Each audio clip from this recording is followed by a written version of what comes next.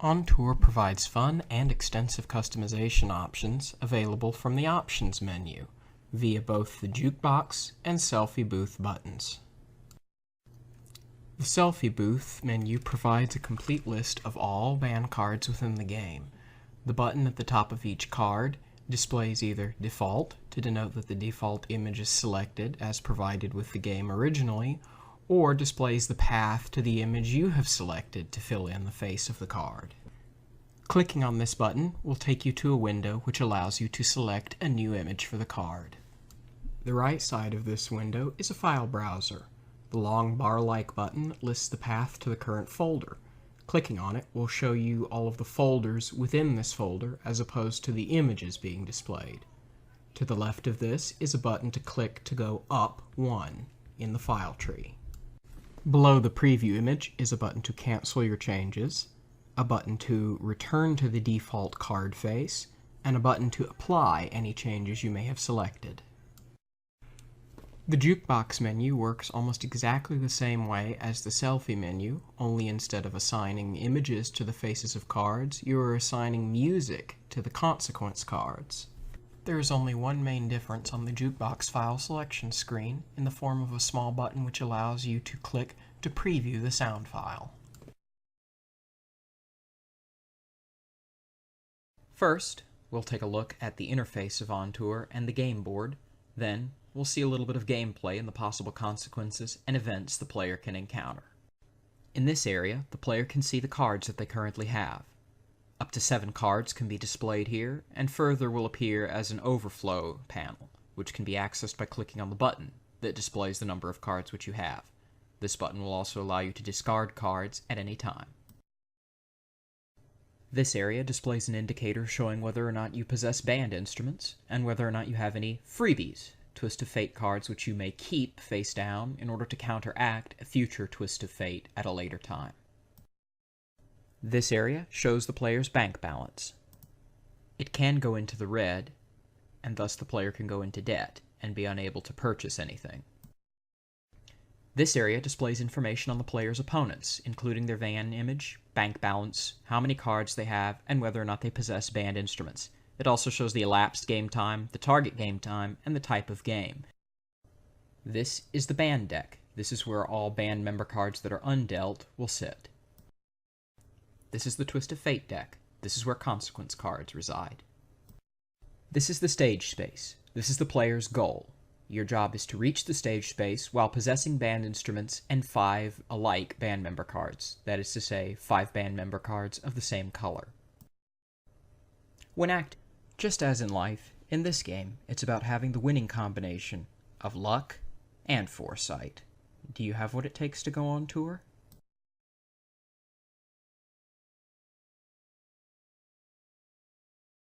It's a game that's as much about chance as it is about control and strategy, so it's fitting that you begin your turn by rolling the dice.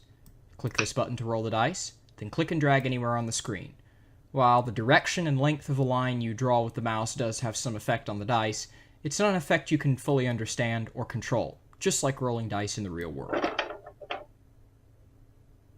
We've rolled a 6. This takes us to a Twist of Fate space. Whenever you land on a Twist of Fate space, you'll draw a Twist of Fate card. The same goes for any of the AI players. In any case, you'll see this screen, which pauses the game and gives you a chance to evaluate the effects of the card. Even if the card was drawn by another player, it can still affect you, so it's important that you read this carefully before proceeding. When you click the Enact Fate button, whatever is displayed on the card will come true. This card is not a good consequence for us, especially early in the game.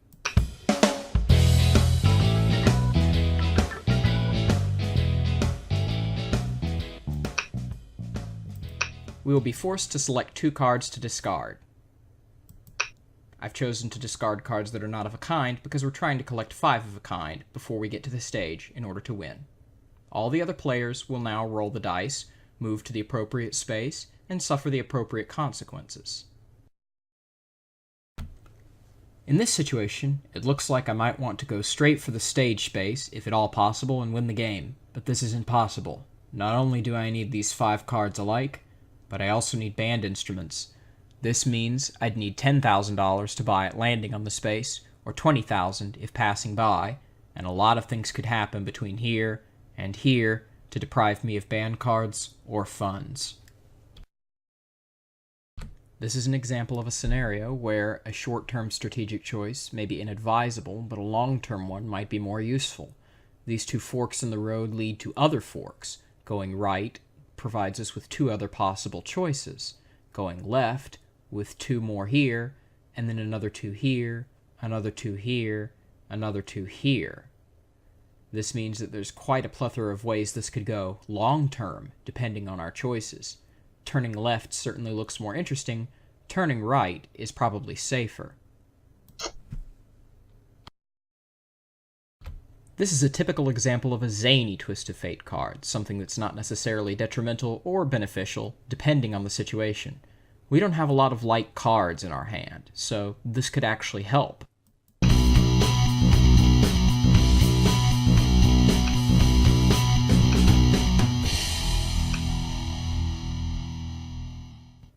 Just as in real life with a card game or a board game, these cards are kept face down so that we can't tell what we're drawing. Each of these selections does represent a specific card in the AI player's hand, but we won't know which ones until we draw them. We've run afoul of one of the most serious consequence spaces on the board game. A band member has OD'd. This means that we'll both lose a card and our next turn.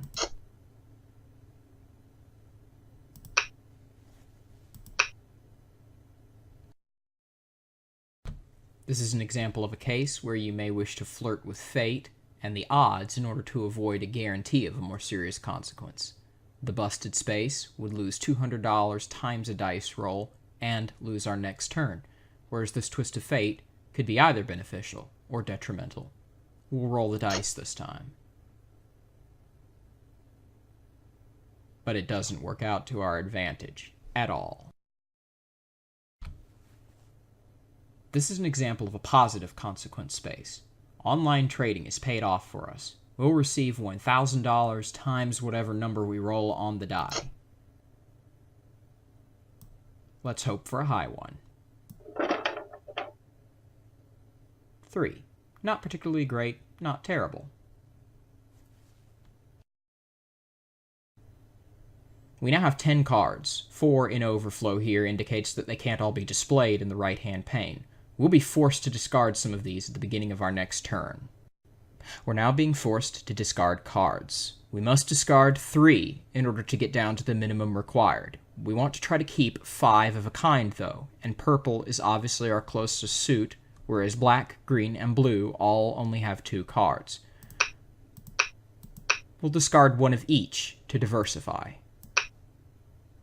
We can now roll the dice again and continue our turn. Sometimes, certain twists of fate and board spaces will require you to trade cards. This is one of the possible screens you may see. We must trade 1 card left and 1 card right. We'll trade a green and a purple, since we want to keep light cards as we're trying to build a hand. In summary, On Tour is a game of strategy and of fate. Twists of fate and twists of hate, as players work to spite each other via the consequences they can control, or to better themselves, even at the expense of other players. Sometimes, you're simply prey to the winds of mercy, landing on a consequence space because of a bad roll, or picking a twist of fate that isn't particularly good for you. Other times, you get very, very lucky, and sometimes, occasionally, you have the foresight to pick and determine your own fate. Just as in life, in this game, it's about having the winning combination of luck and foresight. Do you have what it takes to go on tour?